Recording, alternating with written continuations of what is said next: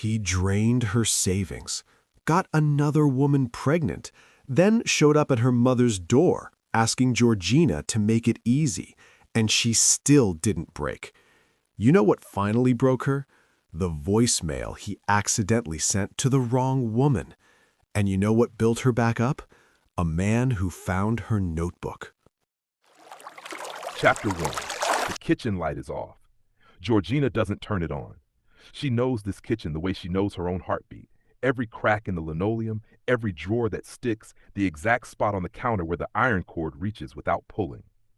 She does this by feel, has done it for years. 5:04 a.m. The iron hisses. Steam rises. Outside, Columbus is still dark and quiet, and the only sound in the apartment is the low wave, steady hum of her mother's oxygen machine coming through the wall. Georgina listens to it without meaning to. She always does. It is the first thing she checks when she wakes up. Not her phone, not the clock. As long as it's there, everything is okay. She shakes the wrinkles out of her uniform top and lays it flat. Her coffee is cold. She forgot it again. She drinks it anyway, standing at the counter in her bra and sleep shorts, squinting at nothing. On the shelf above the microwave sits a small notebook with a rubber band around it, hers and Deshawn's notebook. She started it 2 years ago. Vacation ideas, apartment layouts she'd torn from magazines, a rough budget for a down payment. She's the only one who has ever written in it. She knows this. She has not thought about it directly. On the counter, her phone lights up. A text from Deshawn, thinking about you. She picks it up, reads it twice, and smiles. A full smile that reaches her eyes even at 5 in the morning when she is tired and her coffee is cold. She holds the phone against her chest for a moment, like it is something precious. She has loved Deshawn Pruitt for 10 years. She has loved him through job losses and bad moods and long stretches of silence she told herself were just him being tired. She has loved him completely, quietly, without asking for a receipt. She puts the phone down and finishes ironing. In the bathroom, she brushes her teeth and looks at herself in the mirror. Round face, natural hair pulled back, eyes still puffy from sleep. She is not the woman magazines talk about. She knows what the world sees when it looks at her. But Deshawn sees her. That's what she has always believed. 10 years is not an accident. 10 years means something. She turns off the bathroom light and checks on her mother. Loretta Praise is asleep, her mouth slightly open, one hand resting on top of the covers. The oxygen machine hums beside her bed. Georgina stands in the doorway for exactly 3 seconds. She never goes in when her mother is sleeping, doesn't want to wake her, and then she pulls the door halfway closed. Back in the kitchen, she packs her lunch. Leftover rice, 2 boiled eggs, a small orange. She counts the money in her purse out of habit. Enough for gas. Enough for her mother's afternoon medication pickup. Not enough for anything else, but that is not new. She picks up her bag, turns off the iron, locks the front door behind her. Her 2009 Honda Civic is parked directly under a broken streetlight. She gets in, starts the engine, and pulls out of the lot singing softly to a song on the radio. Her voice is good. She doesn't know that either. She is happy. That is the most painful part of this whole story. She is genuinely, completely happy. Across town, a phone buzzes on a nightstand. Niecy rolls over, squints at the screen. Her boyfriend's name. She frowns. He never calls this late, and sits up in the dark. She picks up, and the look that crosses her face is not one she will be able to hide in the morning. If you're new here, subscribe because this story is going to have you feeling everything. Drop where you're watching from in the comments below, and stay close because in just a few minutes, everything Georgina thinks she knows is about to fall apart. Chapter 2, Georgina's first patient of the day is Mr. Alton Briggs, 79, retired bus driver, bad knee, worse attitude. "You're 4 minutes late," he says before she is fully through the door. "Good morning to you too, Mr. Briggs." She sets her bag down, washes her hands, and ties her apron without missing a beat. He watches her from his recliner with his arms crossed. By the time she sets his breakfast in front of him, oatmeal, no sugar, wheat toast, orange juice in the plastic cup he refuses to replace, he is already eating and the crossed arms are gone. This is how it goes every morning. He needs to be difficult before he can be grateful. Georgina figured that out in the first week. She never takes it personally. She has 3 patients on her roster. Mr. Briggs in the morning, Miss Cecilia Vance in the afternoon. Early dementia, still mostly sharp, makes Georgina sit with her while she watches her programs. And twice a week, an overnight at a group home on the east side where she does medication rounds and fills out paperwork until her hand cramps. She is good at this work. She is good at it because she actually pays attention. She knows Mr. Briggs's blood pressure runs higher on Thursdays because his daughter doesn't call on Wednesdays. She knows Miss Vance hides her anxiety pills under her soap dish because she doesn't like how they make her feel, and instead of reporting it, Georgina sits down and talks to her about it first. Nobody taught her that. She just sees people. What nobody sees is how tired she is. Not physically, though that too, but the deeper tired. The kind that doesn't go away after sleep. She has been the responsible one since she was 19 years old when her mother had the first stroke, and Georgina quietly rearranged her entire life without telling anyone what she gave up. She was 2 semesters from a nursing degree. She came home instead. She has never finished it. She tells herself there is still time. She still believes that. Her mother, Loretta Praise, is 61 years old and has not walked without assistance in 4 years. She was a church secretary, a Sunday school teacher, a woman who pressed her blouses and had opinions about everything and never once lowered her voice for anyone. The stroke took her mobility. It did not touch her tongue. "You ate this morning?" She asks when Georgina calls on her lunch break. "Yes, Mama." "What did you eat?" "Food, Mama." That's not an answer. Georgina eats her boiled egg and does not say that she skipped breakfast because she ran out of time. Her mother cannot see her face through the phone, but Loretta Praise has a way of knowing things that has nothing to do with sight. "Deshaun coming Sunday?" Loretta asks, and her voice is the same tone she uses for everything, flat, direct.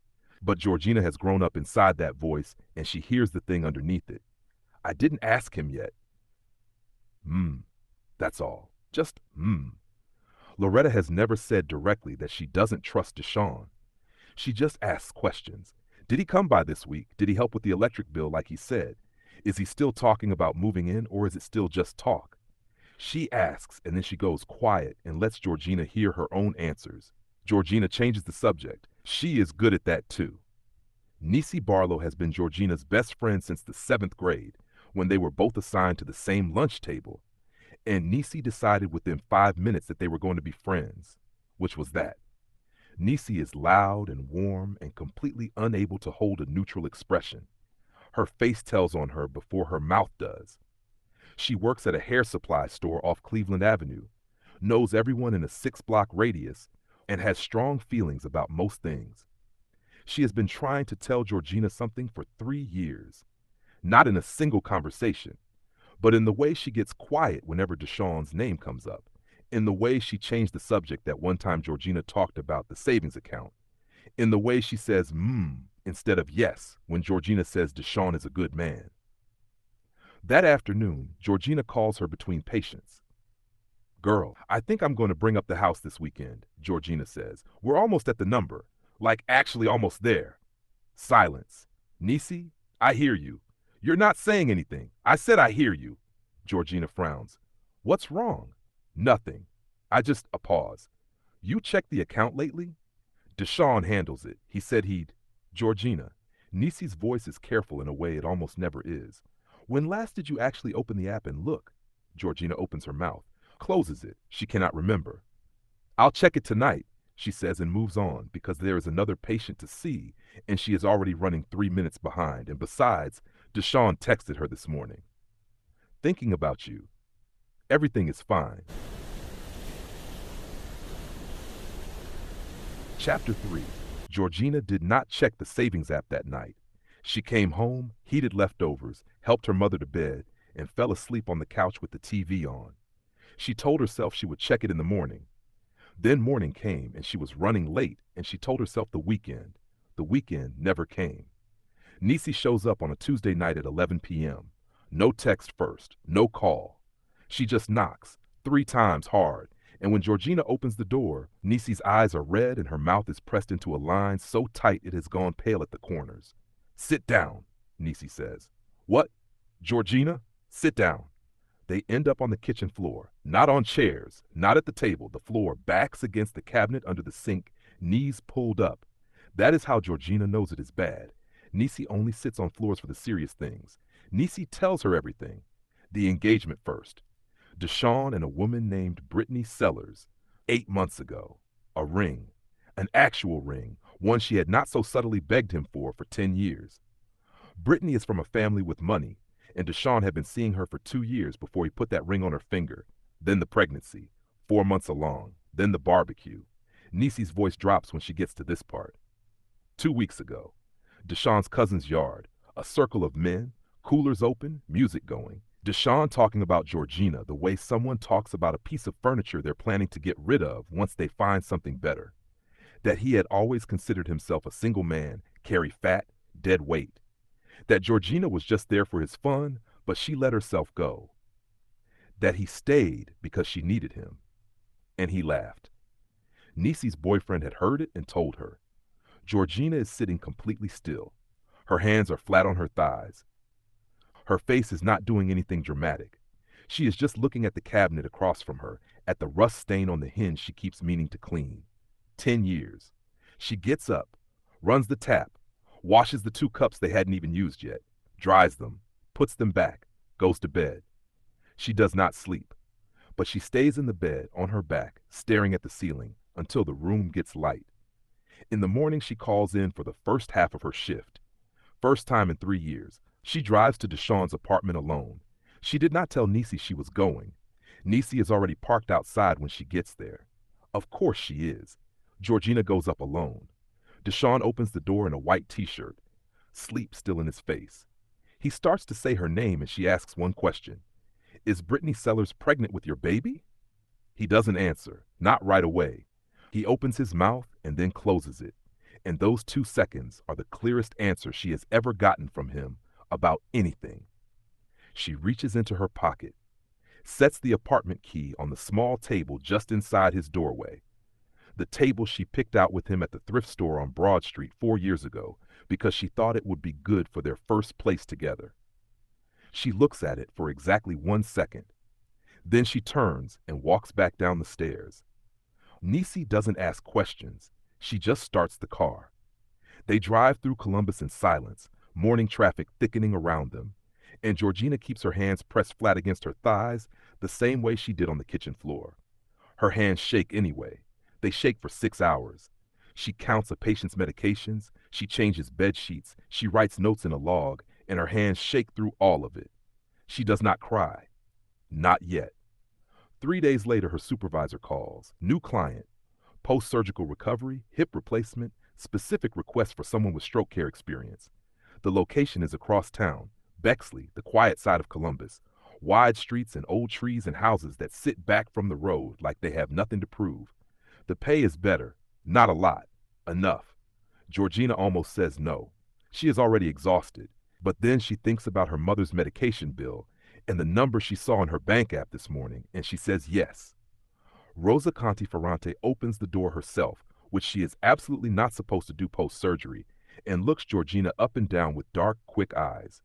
Finally, she says, someone with a pleasant face. She turns and walks slowly back inside. Georgina follows. The house is warm and old in a good way, full of photographs and heavy furniture, and the smell of something that has been cooking low and slow. Rosa settles into her chair at the kitchen table and points at the stove. Soup needs stirring. Georgina puts down her bag and stirs the soup. At 7:15 p.m., she hears a key in the front door. She does not look up from the dinner tray she is arranging. She is focused on making sure the bread is on the right side, because Rosa mentioned once that morning, in passing, that she likes it on the right. A man stops in the kitchen doorway. She can feel him standing there. She keeps her eyes on the tray. He says, "Good evening." She says, "Good evening," without looking up. A pause, then footsteps moving away down the hall. Rosa picks up her spoon and smiles into her soup. Chapter 4. By day 3, Georgina knows Silvano Conti-Ferrante's schedule better than he probably realizes. 7:15 p.m. through the front door, straight to his study. Out again at 8 p.m. for dinner with Rosa. back to the study until late. He moves through the house like a man who lives inside his own head. Not rude, not warm, just contained. He says good evening. She says good evening. That is all. But on day 2, she noticed he checked her patient log. She saw it in the position of the folder. She always leaves it angled slightly when she sets it down, just a habit, and when she came back, it was flush against the wall. On day 3, she heard him asking Rosa questions in Italian, low-voiced from the hallway. She was in the kitchen. He didn't know she could hear. She understood every word. Is she careful with your things? Does she go anywhere she shouldn't? What do you talk about? Rosa's answers were brief and unbothered. She is good. Stop! But he kept asking. On day 4, Georgina waits until Rosa is settled for her afternoon rest. Then she walks to the study and knocks once and opens the door before he answers. Silvano looks up from his desk. He does not look surprised. He looks like a man who was half expecting this. She stands in the doorway. She is shaking slightly, not from fear, from the effort of staying calm, but she keeps her voice level and direct. I know you're checking my logs. I know you're asking your mother about me in Italian. If you have a concern about my work, say it to my face. I need this job. I am not a thief, and I'm not going to spend every day here performing innocence for someone who has already made up his mind about me. Silvano is quiet for a moment. You understood all of it? Every word. Something moves through his face. Not embarrassment exactly, something harder to name. The logs were fine, he says. I know they were. She pulls the door closed behind her. In her room, Rosa, who was not asleep at all, presses her hand over her mouth to keep the laughter quiet. It doesn't fully work. He doesn't stop watching her. He just changes what he's looking for. She notices it starting on day 5. He is not checking the folder anymore, not asking Rosa questions in Italian. But he watches the way she moves through the house, the way Rosa's whole face changes when Georgina comes into a room. The way Georgina eats her lunch standing at the counter in under 7 minutes because she packed too little and won't say so. On day 6, she opens the oven to check Rosa's dinner and finds a second plate inside, her name on a post-it note in handwriting that is heavy and slightly uneven. Georgina. Just her name. No explanation. She stands there looking at it for longer than makes sense. Then she takes it out and eats it at the counter, facing the window, and does not say anything about it to anyone. Deshawn comes on a Saturday, not to her apartment, to her mother's. She is there for the weekend, helping Loretta with her exercises, doing the grocery run, the normal Saturday things. She hears the knock and opens the door, and he is standing there in a clean shirt with his hands in his pockets. Brittany is behind him, visibly, unmistakably pregnant. Georgina goes very still in the doorway. Deshawn says they need her to sign a release for the joint savings account. That he and Brittany found a place, and the down payment is. He keeps talking. She stops hearing the individual words. She is aware of her mother's television in the background, the smell of the lunch she just finished cooking, Brittany's eyes fixed carefully on the middle distance. From inside, Loretta's voice, Georgina, who's at the door? Deshawn makes the mistake of stepping forward. Loretta Praise has not raised her voice in 2 years. The stroke took a lot of things, standing up without help, her right hand's full grip, the ability to get to the door fast. It did not take her voice. What she says to Deshawn is not repeatable. It is direct and precise and devastating, and she says it from her wheelchair with the full force of a woman who has been biting her tongue for 3 years. Deshawn takes one step back, then another. Georgina closes the door. She goes to her bedroom, sits on the floor with her back against the bed, and cries. Not the quiet, polite kind, but the deep, ugly, total kind that comes from somewhere broken. Her whole body shakes with it. Nisi arrives 20 minutes later without being called. She sits on the floor beside her and puts her arm around her and doesn't say a single word for a long time. She doesn't need to. That night, Georgina finally opens the savings app. She sits on the edge of her childhood bed in the dark, and she looks at the balance on the screen. Nearly empty. 8 months of slow, quiet transfers. The numbers she and Deshawn had been building toward for years, gone in pieces while he was texting her thinking about you and coming to Sunday dinner and letting her mother call him son.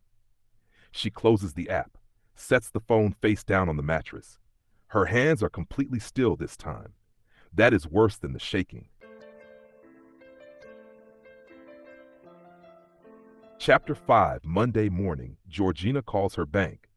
The woman on the phone is patient and professional and tells her what she already knows. The transfers were authorized. The account holder made them. There is a dispute process, but it will take time. Georgina writes down the steps. She is very calm on the phone. She thanks the woman and hangs up and sits at her mother's kitchen table for 5 full minutes without moving. Then she calls a financial advisor whose number she found stapled to the community board at the pharmacy. His name is Gerald. He is 62, recently retired from a credit union, and now helps people in situations exactly like hers for a flat fee she can barely afford. He listens to everything. Then he tells her she needs a lawyer, not a financial advisor. He gives her a name. The lawyer's name is Patricia Odom. Her firm is small, 4 people, office above a dry cleaner on High Street. She handles financial disputes, small civil claims, and property matters. She has been doing this for 19 years, and she has heard everything. She listens to Georgina without writing anything down, which means she is either very good or very bad at her job. Georgina finds out quickly that it is the first one. The transfers are documented, Patricia says. Your name is on the account. His name is on the account. He cannot legally clean it out without your consent, which means you have a case. It won't be fast, but you have one. Georgina nods. I need a retainer? Patricia says. Not large, but I need it. How much time do I have to get it together? Patricia looks at her for a moment. I'll give you 2 weeks. On her way out, Georgina passes a framed list of the firm's major clients on the wall near the reception desk. She almost doesn't read it. Then her eyes land on one name near the top. Conti Ferrante Properties, Columbus and Pittsburgh. She stands there reading it twice. Then she walks out to her car and sits in it for a moment, looking at the dry cleaner's window display, thinking about how small the world is when it wants to be cruel. She does not intend to stay late at Rosa's that evening. She finishes her shift, cleans the kitchen, leaves Rosa's evening medication on the nightstand with a glass of water. She sits down at the kitchen table to fill out her timesheet, and the next time she looks up, it is 8:40 p.m., and she has been staring at Patricia Odom's intake form for 40 minutes. She is too tired to drive. She hears Silvano's key in the door. He comes into the kitchen and stops. She looks up and starts gathering her papers. I was just leaving, she says. He doesn't answer that. He goes to the cabinet, takes out a glass, fills it with water from the filter on the counter, and sets it in front of her. Then he pulls out the chair across from her and sits down. She looks at the glass, then at him. I don't need pity, she says. I know you don't. He folds his hands on the table. Rosa told me about the account. She opens her mouth. She was worried, he says. Don't be angry with her. Georgina closes her mouth, looks back down at the papers. What did the lawyer say? He asks. She tells him she doesn't see why that's his business. He says nothing, just waits. And something about the way he waits with so much patience makes her talk. She tells him about the transfers, the retainer she needs and doesn't have. The case that is real but slow. He listens. He doesn't nod constantly or make small sounds to show he's following. He just watches her face and hears her. When she finishes, he is quiet for a moment. Then he says, men who drain accounts before they leave were planning to leave for a long time. He didn't do this because of anything you did or didn't do. He did it because he had already decided and he wanted the money before you found out. She looks up at him. It was never about you, he says. Not one part of it. He is not saying it to make her feel better. He is saying it because it is true and he wants her to hear it clearly. She can tell the difference. She has spent 10 years not being able to tell the difference, and somehow, sitting in this kitchen at 8:40 p.m., she can. She does not say thank you, but she stays another 20 minutes, and he stays at the table with her, and neither of them feels the need to fill the silence. Nisi calls the next morning at 7. Her voice was careful. I need to tell you something, and I need you to hear the whole thing before you say anything. Deshawn's mother, Miss Carolyn, knew about Brittany for over a year. Not suspected, knew. Had met her, had been to her family's house for dinner, had watched Brittany's pregnancy develop, and said nothing. Not to Georgina, not to Loretta, while continuing to call Georgina every Sunday.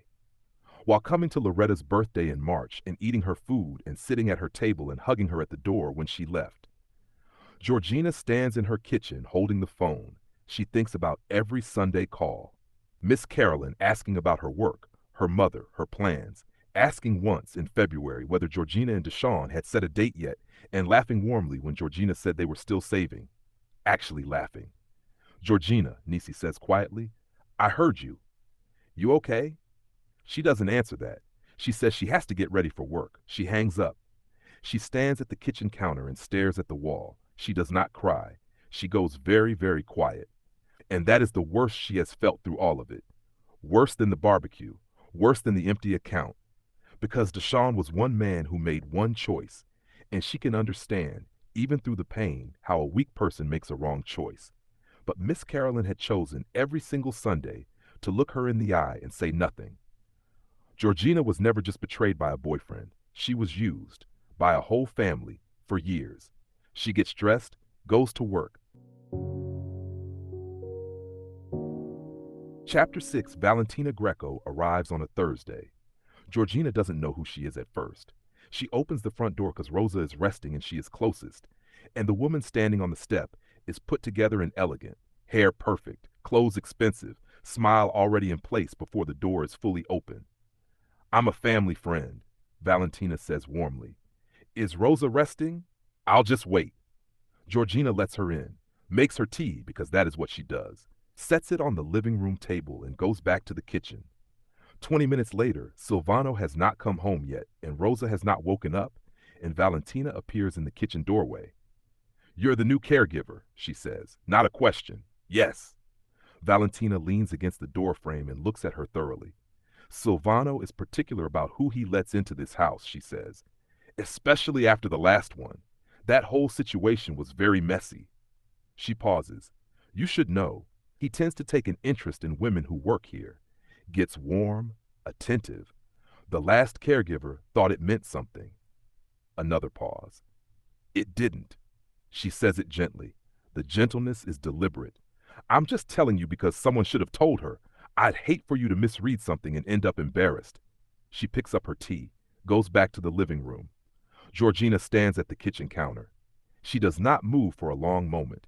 Then she finishes washing the pot she was cleaning, dries it, and puts it away. She does not make a dramatic decision. It is quieter than that. The next morning she comes in, greets Rosa, starts the morning routine, and when Silvano comes down for coffee before work, she says good morning and turns back to the stove. He asks if Rosa slept well. She says yes. He stands there for a moment, then takes his coffee and leaves. That is it. That is the whole change, but he feels it immediately. By the second day, he is shorter with her, not rude, just clipped, because he cannot understand what shifted, and the not knowing makes him pull back too. She is polite, completely, carefully polite. She does her job the same way she always has. She just closes the door on everything else. Rosa watches this for 3 days. On the third day, Rosa calls Silvano into her room after dinner. Georgina is in the kitchen. She cannot hear the words, only the tone. Rosa's voice flat and direct. Then quiet. Then Silvano's footsteps, slow and deliberate, moving through the house. The front door opens and closes. Valentina opens her own front door 20 minutes later to find Silvano on her step. He is not loud. He is never loud. But there is something in his face that makes Valentina take one small step back before she stops herself. What you said to her, he says. Don't do that again. Valentina tilts her head. Her smile is thin. I was being honest with her. Someone should be. I won't repeat myself, he said coldly. Her smile drops slightly. Silvano, come on, a caregiver? You're going to stand on my step over and talk to me over a fat woman that isn't even your type? What did you just say? His voice does not rise. It does the opposite. Goes so quiet and level that Valentina stops mid-sentence. Repeat it. She doesn't. I don't have a type, he says. I have standards, and she meets every single one of them. She's better than anything you'll ever be. Don't come to that house again. He walks back to his car. Valentina stands in her doorway and watches him go and has nothing left to say. He finds Georgina in the hallway, coat on, bag over her shoulder, about to leave for the evening. Georgina. She stops. Not because she means to. Her feet just stop at the sound of her name and his voice. There is nothing to explain, she says. Her back is still to him. Turn around. She does, slowly. He is standing 6 feet away and he looks tired. You pulled away, he says. And I don't know exactly what she said, but I know how Valentina works. Georgina says nothing. I am not doing that, he says. Whatever this is, whatever has been building in that kitchen for the last 3 weeks, I am not playing a game with it. I don't know how to say that in a way you'll believe right now. So I'm not going to try to convince you tonight. He takes one step closer, not crowding her, just close enough that she has to look up slightly to hold his eyes. You are not a passing interest. You have never been a passing interest. I don't know how to make you believe that except to keep showing up. So that is what I will do. The hallway is completely quiet. Georgina stands there with her bag on her shoulder and her coat buttoned and every reason in the world to walk out the door. She doesn't move. He doesn't either. And that is where they stay, not touching, not speaking, in that narrow hallway with the porch light coming through the window, until she takes one breath and then another and slowly sets her bag down. Chapter 7. She does not move into his side of the house that night. She goes home, helps her mother to bed, lies on her back in the dark and stares at the ceiling. She is not thinking about Silvano exactly. She is thinking about the hallway, about setting her bag down, about the fact that she did not leave when every careful, self-protective part of her was telling her to. She has been wrong about a man before, badly, expensively wrong. She is not ready to be wrong again. So she files the hallway away, somewhere quiet, and goes to sleep. The next morning she goes to work. She is professional. He is professional. Rosa watches both of them with the patience of someone who has decided to let things move at their own pace. The letter arrives on a Thursday. State of Ohio, Department of Medicaid and Health Services. She reads it, standing at her mother's kitchen counter, still in her coat, because she has just walked in and she hasn't even put her bag down yet. Her caregiver certification renewal has been flagged and frozen pending resolution of an active civil financial dispute attached to her registered home address. The dispute, Deshawn's lawyer filed it 2 weeks ago. A counterclaim against her account case, petty and targeted, and exactly the move of a man who wants to make things difficult, has attached itself to her address, her name, her record. She has 30 days to resolve it, or her license does not renew. Without her license, she cannot work. She reads the letter 3 times. Then she folds it exactly in half and sets it on the counter and goes to check on her mother. Loretta is watching her evening program. She looks up when Georgina comes in and reads her face immediately the way she always has. What happened? Nothing, Mama. You need anything before I start dinner? Loretta watches her for a long moment. Georgina, I'm fine. She is not fine. She stands at the stove and stirs rice she cannot taste and does the math in her head for the 4th time. 30 days. No job means no income. No income means her mother's medications go first, then the rent, then everything else. She does not cry. She is too scared to cry. She does not tell anyone at work. She comes in the next morning and cares for Rosa with the same steadiness she always brings, and she is almost convincing. Rosa says nothing, but Rosa watches. That evening, Patricia Odom calls. Deshawn's lawyer is not backing down. The counterclaim is designed to stall, not to win. His lawyer knows it. Patricia knows it. But stalling is enough. The licensing board does not care about legal strategy. They care about flags on addresses, and hers is flagged. How long? Georgina asks. To clear it properly? 4 to 6 months minimum. 4 to 6 months. Her renewal window is 30 days. She thanks Patricia and hangs up and sits on the edge of her mother's couch in the quiet of the evening and looks at the floor. Silvano is in his study when Patricia calls him. He did not ask her to call. Patricia Odom's firm handles 3 of his Columbus property disputes, and she is thorough enough to flag anything that touches a connected party, and Georgina's name, after months of her working in his household, is in enough of his paperwork to constitute a connection. Patricia mentions it as a courtesy. A heads up. Silvano listens, asks 2 questions, thanks her, hangs up. He sits at his desk for a long time. He knocks on Georgina's bedroom door that same night. She opens it. She is still in her work clothes, the letter in her hand because she has been reading it again, and when she sees his face, she knows immediately that he already knows. Patricia called you, she says. It is not a question.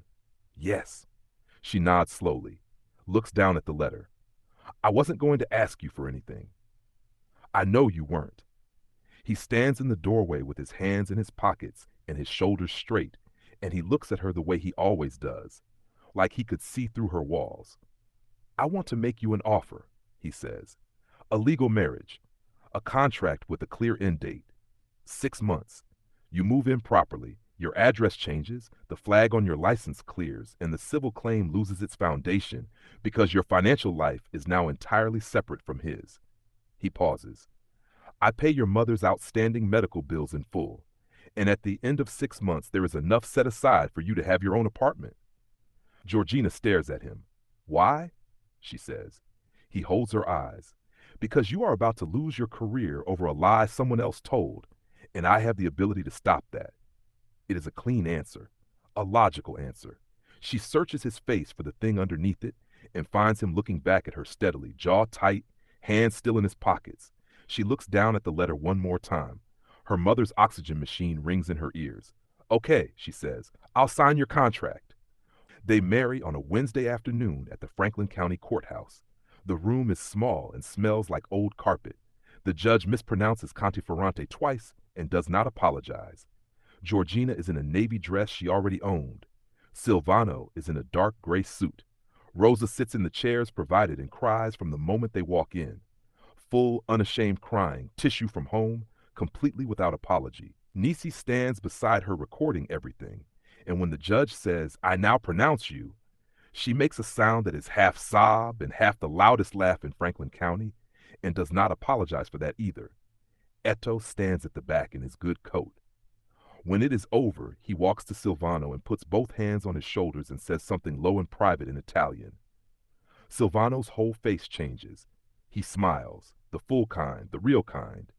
And Georgina sees it from 2 feet away and looks down at the paper in her hands and tells herself she is here because of a letter from the state licensing board. She tells herself that the whole drive home.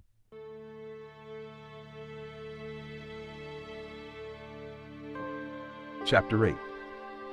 The house has rules now. Unspoken, but understood. She takes the guest room at the end of the hall. He stays in the primary. They share the kitchen, the living room, the dining table at dinner because Rosa insists, and the narrow hallway outside the bathroom where they occasionally nearly collide in the morning and both step back and say sorry at the exact same time. She keeps to her side. He keeps to his. This works for approximately 4 days. On the 5th day, he notices she does not eat until Rosa has eaten and Georgina has cleaned up and everyone else is settled. She stands at the counter and eats whatever is left, fast, like someone who is used to meals being an afterthought. That evening, she opens the oven to put Rosa's dish away and finds a plate inside. Her name on a post-it, full serving. She stands there looking at it. She takes it out, sits at the table this time, eats slowly. She tells him the next morning he does not have to do that. He says, I know. He keeps doing it. She notices he does not sleep. Not insomnia exactly. He sleeps, but late. She hears him in the kitchen at midnight sometimes, just the sound of the refrigerator opening and closing. She starts leaving chamomile tea on the counter before she goes to bed. Just the mug, filled and covered with a small plate to keep it warm. She does not leave a note. He never mentions it. He always drinks it. She can tell by the mug's position in the morning, move from the counter to the sink. They do not talk about either of these things. They just do them. The argument happens on a Friday night over the thermostat. Georgina turns it to 72. Silvano turns it to 68. She turns it back. He turns it back. This goes on silently for 2 days until she walks into the living room and finds it on 66. And she turns around and he is standing in the kitchen doorway and she says, with complete calm, that 66 degrees is a temperature for storing cheese, not for living in. He says 72 is excessive.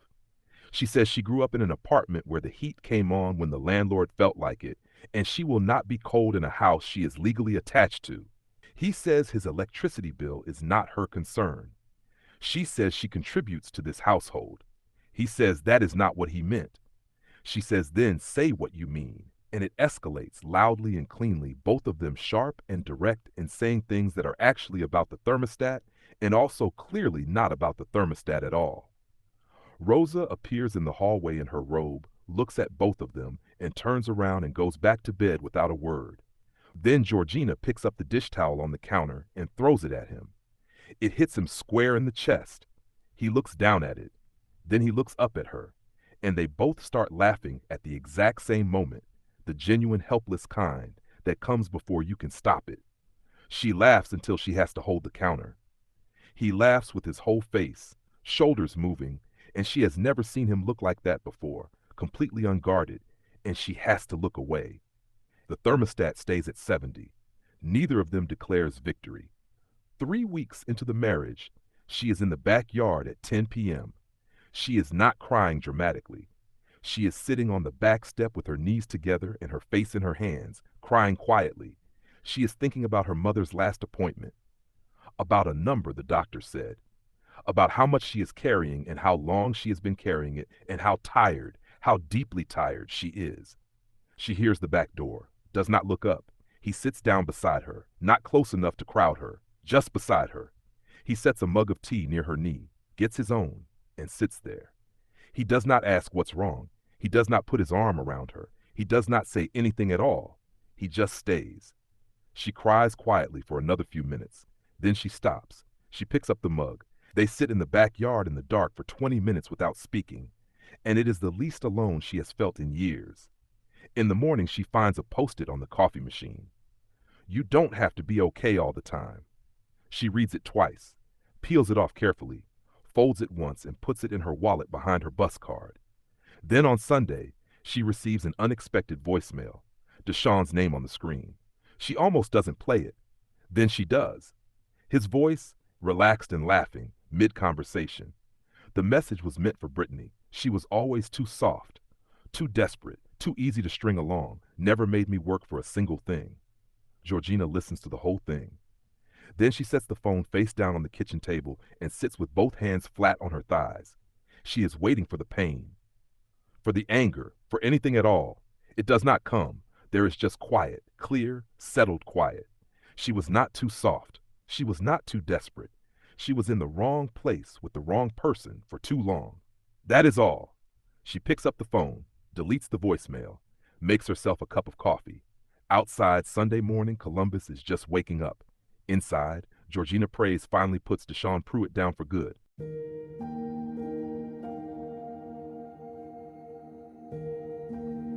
Chapter 9. 6 months later, the marriage dissolution papers are on the table when Georgina comes downstairs. White pages, clean edges, 2 pens laid parallel beside them. Silvano is already sitting there with his hands wrapped around his coffee mug, looking at the papers and not at her. She pulls out the chair across from him and sits down. The morning is quiet. Columbus is gray outside the window. She looks at the papers. He looks at the papers. Neither of them reaches for a pen. Rosa comes in at 7:42 a.m. in her robe and slippers, moving slowly the way she always does in the morning, one hand trailing the counter. She looks at the papers. She looks at Silvano. She looks at Georgina. She takes one long breath through her nose. If either of you signs those, she says, I will haunt you after I die. She opens the cabinet and takes out her mug. I am serious. I know exactly how to do it. She pours her coffee, picks up her mug, and walks back out of the kitchen without another word. Georgina looks at the table. Silvano says, Georgina. She looks up. His hands are still around his mug. His jaw is tight. I don't want you to go, he says. Georgina looks at him across the table. She thinks about everything she has been through for the past 6 months. She thinks about a man who showed up in the small, unglamorous corners of her life and stayed in every single one of them. She thinks about 10 years of being someone's quiet, and she thinks about these 6 months of being someone's everything without either of them saying so out loud. I don't want to go, she says. He reaches across the table. She looks at his hand for 1 second. Then she puts hers in it. He holds it the way you hold something you were afraid you were going to lose. Rosa from the hallway says nothing, but they hear her slippers on the floor moving back toward her room. And they hear her close her door quietly, and they hear, faintly, unmistakably, the sound of her laughing to herself on the other side of it. The papers stay on the table unsigned for 3 days until Georgina moves them to the recycling bin without ceremony. 2 months later, Silvano tells her to pack for warm weather. He does not tell her where. She asks 4 times. He says warm weather 4 times. Rosa, when Georgina goes to her, pretends she doesn't know anything and does it so badly that Georgina almost laughs. They land in Bali on a Tuesday evening. The air is warm and heavy and smells like flowers. The driver takes them through roads lined with stone walls and tall trees, and Georgina sits in the back seat with her face turned toward the window and does not speak because she cannot find a single word big enough for what she is feeling. The villa is on a hillside. Open walls, an outdoor bed with white fabric moving in the breeze, a pool that runs to the edge of a drop with nothing beyond it but green and sky. She stands at the edge of the pool and looks out, and her eyes fill before she can stop them. She hears him behind her. "I found the notebook," he says quietly. "The one in your old room at your mother's. I wasn't looking for it. It was on the shelf, and it fell when I was moving a box." She turns around. "You had Bali on the 3rd page," he says. "You'd drawn a little star next to it." She presses her lips together hard. "I just wanted you to have the thing you drew the star next to," he says simply. She crosses the space between them and walks into his chest, and he puts both arms around her without hesitation, fully, and holds her there in the warm Bali evening with the sound of birds and the smell of those flowers and 10 years of a dream that finally arrived with the right person. They marry again on the 4th day, properly this time. On a terrace overlooking the valley, with Nisi crying so loudly the officiant pauses twice, and Rosa on a video call propped on a chair because she refused to miss it, calling out instructions in Italian that no one asks for and everyone loves. Eto watching silently from behind Rosa, pressing his handkerchief to his face. Silvano sees Georgina walk toward him, and his face does something it has never done in a meeting or a boardroom or anywhere that the world could see him. It completely opens. He does not look away from her once, not when she reaches him, not when they say their words, not when Nisi shouts finally loud enough to echo across the valley and everyone laughs. He just looks at her like a man who knows exactly what he has and is never going to forget it. Georgina prays, who woke up at 5 a.m. in a dark kitchen 6 months ago, happy about a text from the wrong man, carrying everything alone, stands in Bali with flowers in her hair and her hand in the hand of someone who found her childhood notebook and booked the flight. She is not peaceful. She is chosen. Loudly, fully, without anyone needing to be convinced. And that is the whole story. If this story stayed with you, give it a like and subscribe so you never miss what comes next. And I want to ask you something real. Has someone ever made you feel like you were too much and not enough at the same time? Tell me in the comments. You might be surprised how many people feel exactly what you feel. I'll be reading every single one.